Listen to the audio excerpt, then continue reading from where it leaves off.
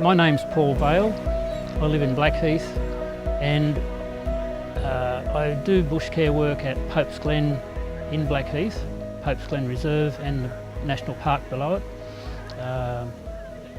I also work at several other bushcare sites and on the Bushcare network, which represents all the volunteers in the mountains. It's very satisfying and it's almost, depending on the job at hand, it's almost a bit of meditation, meditative.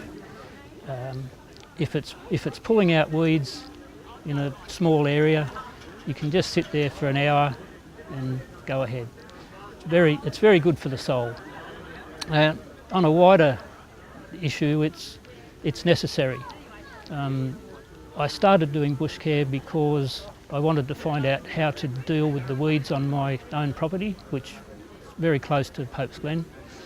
And I'll continue doing bushcare because it's obvious to me that if people don't do bushcare, the European weeds will re-emerge and we'll lose our good bush again.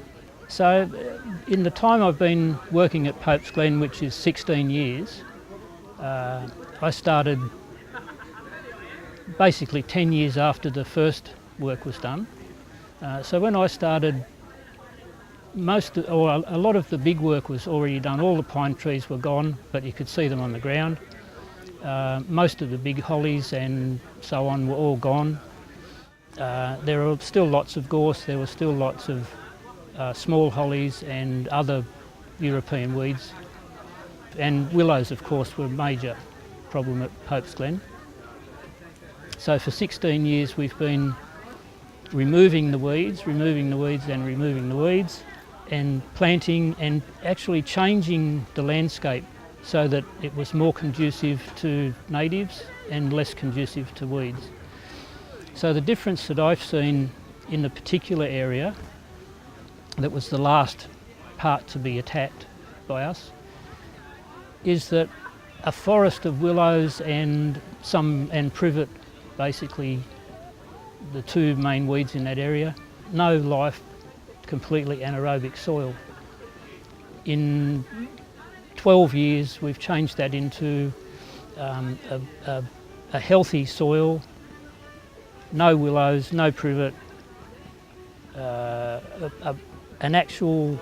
real healthy or becoming healthy water environment, so swamp environment.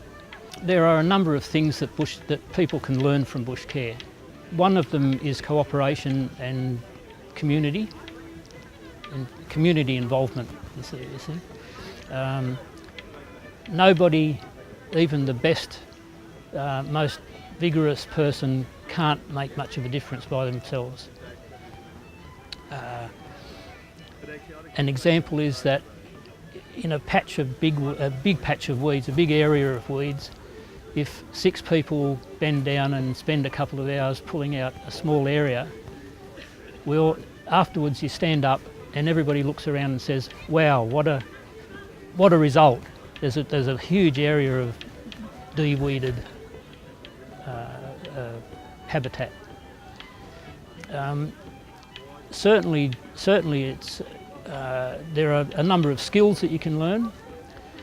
One is gardening skills, and the basic gardening skills are learnt, and you can take them home and use them on your roses. You can take them home and use them on your trees or natives. It doesn't matter. They're transferable. So you learn to plant. You learn to weed properly with least disturbance. You learn to know when to plant. You learn when to treat weeds. So there are all those sorts of really useful skills that transfer to other locations. What else? There must be other things. You learn to appreciate nature a bit better.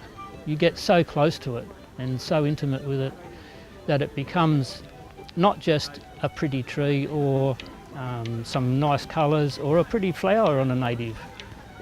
It becomes the insects that go with that plant. It becomes the dragonflies that feed on the sedge, it becomes the butterflies that appear from time to time, and so on, and the birds. I'm keen on birds, so what birds are going to arrive depend on largely on what plants are there, and you learn the plants, you learn that probably we're going to get